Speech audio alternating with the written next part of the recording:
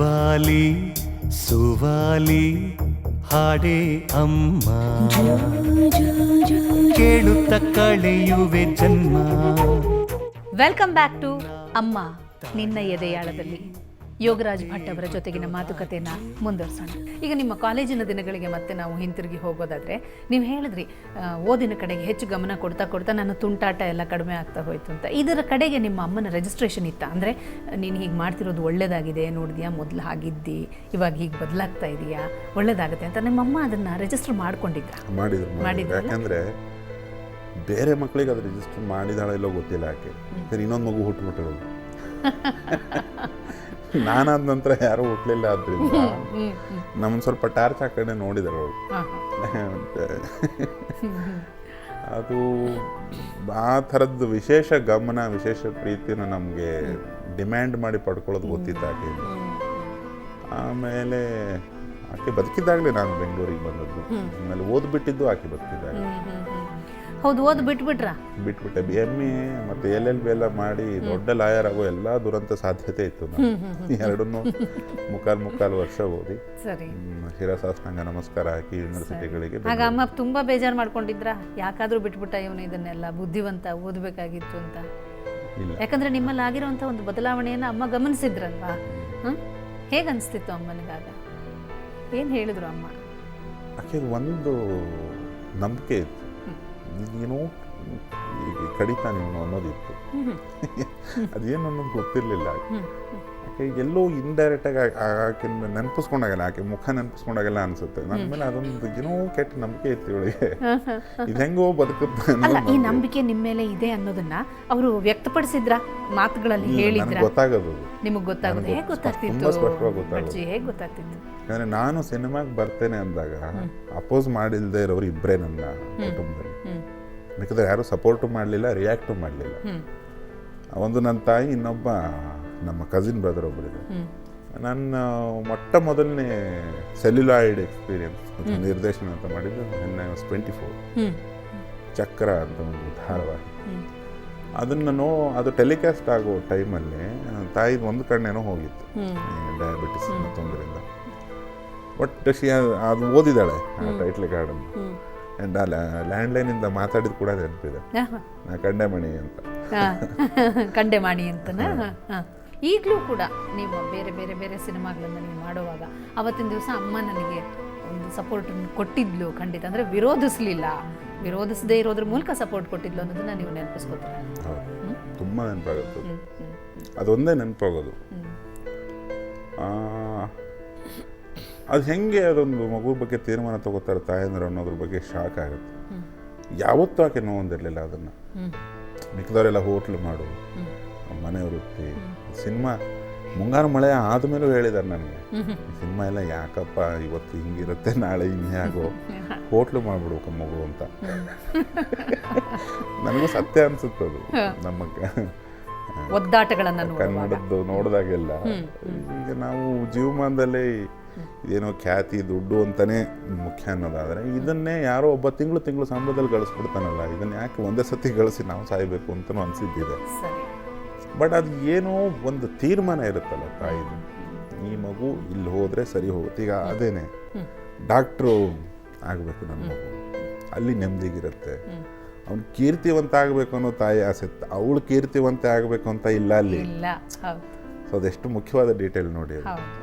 ಅದೊಂದು ತೀರ್ಮಾನ ಇರುತ್ತೆ. ಮಗು ಇದು ಓದೋದು, ಇದನ್ನು ಕಲ್ತ್ಕೊಂಡ್ಬಿಟ್ರೆ ಇದನ್ನ ನೆಟ್ಟಿಗೆ ಓದುತ್ತೆ, ಇದನ್ನ ನೆಟ್ಟಿಗೆ ಬದುಕುತ್ತೆ.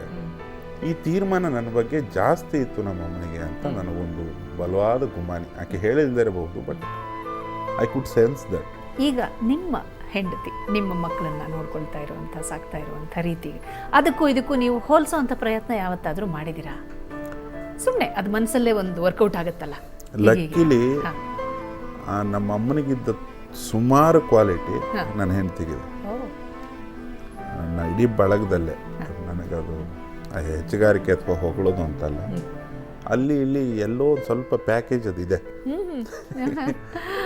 ಅದರಿಂದ ಒಂದು ಏನೋ ತುಂಬ ಭರವಸೆ ಬರುತ್ತೆ ಯಾವುದೇ ಹುಡುಗರು ನೋಡಿದಾಗ, ಅಥವಾ ಅಕ್ಕಪಕ್ಕದ ಮನೆಗೂ ಹಂಚುವಷ್ಟು ಪೇಷನ್ಸ್ ಇದೆ. ಹಾಗೆ ಅಕ್ಕಪಕ್ಕದ ಮನೆ ಮಕ್ಕಳು ಇರ್ಬೋದು, ಬೀದಿ ಮಕ್ಕಳು ಅಂದ್ರೇ ಬೇಸಿಕಲಿ ಬಹಳ ಇಷ್ಟ ಆಗಿದೆ.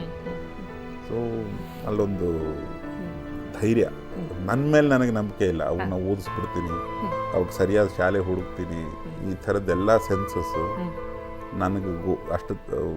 ಅಲ್ಲಿ ಹೋದರೆ ಒಂದು ಏನೋ ಕಾಮಿಡಿ ಮಾಡಿ ಬೈಸ್ಕೊಂಬರ್ತೀನಿ ಸ್ಕೂಲಲ್ಲಿ ಬಿಟ್ಟರೆ. ಆ ಸ್ಕೂಲು ಮೇಷ್ಟ್ರು ಅವ್ರನ್ನೆಲ್ಲ ನಾನು ಹೆಚ್ಚು ಗೊತ್ತಿಲ್ಲ ನನಗದು. ಬಟ್ ಆಕೆ ಕೈಯಲ್ಲಿ ಒಂದು ಪುಸ್ತಕ ಇದೆ ಅಂದರೆ ಒಂದು ಏನೋ ಧೈರ್ಯ ಬರುತ್ತೆ, ಕರೆಕ್ಟಾಗಿ ಹೇಳ್ಕೊಡ್ತಿದ್ದಲ್ಲ. ನಾನೊಂದು ಕನ್ನಡ ಒಂದು ಕರೆಕ್ಟಾಗಿ ಕಲಿಸ್ಬಿಟ್ರೆ ಒಂದು 5-6ನೇ ಕ್ಲಾಸ್ವರೆಗೆ ಆಮೇಲೆ ಅವು ಮೇಷ್ಟ್ರಿಗೆ ಹೇಳ್ಕೊಡ್ತವೆ ಅನ್ನೋದೊಂದು ನಂಬಿಕೆ. ಭರವಸೆ ಅಂದರೆ ನಿಮ್ಮ ತಾಯಿಯ ಮೇಲೆ ನಿಮಗಿದ್ದಂಥ ನಂಬಿಕೆ ಭರವಸೆನೆಲ್ಲ ಇವ್ರು ಇನ್ನೊಂದ್ಸತಿ ರಿವೈವ್ಡ್ ಫಾರ್ಮಲ್ಲಿ ನಿಮಗೆ ಕೊಟ್ಟಿದ್ದಾರೆ, ರಿನ್ಯೂವಲ್ ಆಗಿದೆ ಅನುಭವದಲ್ಲಿ. ತುಂಬ ಸಂತೋಷ ಯೋಗರಾಜ್ ಭಟ್ಜಿ ನಿಮ್ಮ ಜೊತೆ ಮಾತಾಡಿದ್ದು. ಈ ಕಾರ್ಯಕ್ರಮವನ್ನು ಮುಗಿಸೋದಕ್ಕಿಂತ ಮುಂಚೆ ಮೇಘನಾ ಅಂತ ಇಲ್ಲಿ ಒಬ್ಬ ಸಿಂಗರ್ ಬಂದಿದ್ದಾರೆ, ಅವರು ಒಂದು ಗೀತೆಯನ್ನು ಹಾಡ್ತಾರೆ, ಅದನ್ನು ಕೇಳಿ ನಮ್ಮ ಮಾತನ್ನು ಒಂಚೂರು ಮುಂದುವರಿಸಿ ನಿಲ್ಲಿಸೋಣ. ಮೇಘನಾರವರಿಂದ ಒಂದು ಗೀತೆ ಕೇಳೋಣ. ಅಮ್ಮ ನಿನ್ನ ಎದೆಯಾಳದಲ್ಲಿ ಗಾಳಕ್ಕೆ ಸಿಕ್ಕ ಮೀನು, ಮಿಡುಕಾಡುತ್ತಿರುವೆ ನಾನು. ಅಮ್ಮ ನಿನ್ನ ಎದೆಯಾಳದಲ್ಲಿ ಗಾಳಕ್ಕೆ ಸಿಕ್ಕ ಮೀನು, ಮಿಡುಕಾಡುತ್ತಿರುವೆ ನಾನು. ಕಡಿಯಲೊಲ್ಲೆ ನೀ ಕರುಳ ಬಳ್ಳಿ, ಒಳ ಓಡುತ್ತಿರುವ ತಾಯೇ, ಬಿಡದ ಭುವಿಯ ಮಾಯೇ. ಅಮ್ಮ ನಿನ್ನ ಎದೆಯಾಳದಲ್ಲಿ ಗಾಳಕ್ಕೆ ಸಿಕ್ಕ ಮೀನು, ಮಿಡುಕಾಡುತ್ತಿರುವೆ ನಾನು. ಮೇಲೆ ಹಾರಿ ನಿನ್ನ ಸೆಳೆತ ಮೀರಿ ನಿರ್ಭಾರ ಸ್ಥಿತಿಗೆ ತಲುಪಿ, ಬ್ರಹ್ಮಾಂಡವನ್ನೇ ಬೆದಕಿ ಇಂಧನ ತೀರಲು ಬಂದೇ ಬರುವೆನು, ಇಂಧನ ತೀರಲು ಬಂದೇ ಬರುವೆನು ಮತ್ತೆ ನಿನ್ನ ಕಡೆಗೆ, ಮೂರ್ತ ಪ್ರೇಮದೆಡೆಗೆ, ಮೂರ್ತ ಪ್ರೇಮದೆಡೆಗೆ. ಅಮ್ಮ ನಿನ್ನ ಎದೆಯಾಳದಲ್ಲಿ ಗಾಳಕ್ಕೆ ಸಿಕ್ಕ ಮೀನು,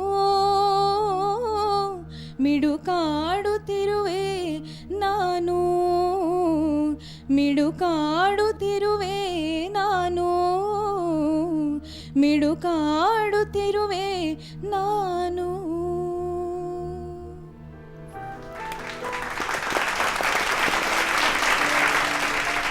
ಎಷ್ಟೋ ಜನ ಅಮ್ಮಂದರು ತಮ್ಮ ಮಕ್ಕಳಿಂದ ಒಂದು ನಿರೀಕ್ಷೆಯನ್ನು ಇಟ್ಕೊಂಡಿರ್ತಾರೆ. ಆ ನಿರೀಕ್ಷಿಸುವಂಥ ಅಮ್ಮಂದ್ರಿಗೆ ನೀವು ಏನನ್ನು ಹೇಳ್ತೀರಿ?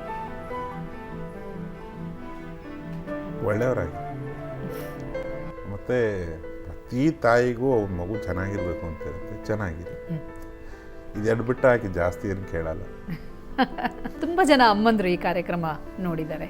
ಹಾಗೆ ಆ ಅಮ್ಮಂದ್ರೆಲ್ಲ ನಿಮ್ಮ ಸಿನಿಮಾ ಅಭಿಮಾನಿಗಳು ಕೂಡ. ಯಾಕಂದರೆ ಯೋಗರಾಜ್ ಭಟ್ರು ಅಂತಂದರೆ ಸಿನಿಮಾ ಮತ್ತು ಯೋಗರಾಜ್ ಭಟ್ ಇದು ಎರಡು ಸಿನಾನಿಮ್ಗಳು. ಇದಕ್ಕಿಂತ ಆಚೆ ಇನ್ನೇನು ರೂಪಕ ಅಂತ ಹೇಳ್ಬೋದು, ಒಂದಕ್ಕೊಂದು ಹೊಂದ್ಕೊಂಡು ಹೋಗುವಂಥದ್ದು. ನಿಮ್ಮ ಸಿನಿಮಾ ವೃತ್ತಿ ಜೀವನದಲ್ಲಿ ಮತ್ತು ನಿಮ್ಮ ವೈಯಕ್ತಿಕ ಜೀವನ ಎರಡಕ್ಕೂ ಕೂಡ ಈ ಎಲ್ಲ ಅಮ್ಮಂದರ ಆಶೀರ್ವಾದ ಇರುತ್ತೆ. ಹಾಗೆ ಈ ಅಮ್ಮ ವೇದಿಕೆಯ ಆಶೀರ್ವಾದ ಮತ್ತು ಶುಭಾಶಯ ಎರಡೂ ನಿಮ್ಮೊಂದಿಗೆ ಇರುತ್ತೆ. ಇನ್ನಷ್ಟು ಎತ್ತರಕ್ಕೆ ಬೆಳೆದು ನಮಗೆ ಇನ್ನಷ್ಟು ಪ್ರೇಮ ಕಹಾನಿಗಳನ್ನು ಕೊಡಿ, ಇನ್ನಷ್ಟು ಡ್ರಾಮಾಗಳನ್ನು ಕೊಡಿ ಅಂತ ಕೇಳ್ಕೊಳ್ತೀವಿ. Thank you.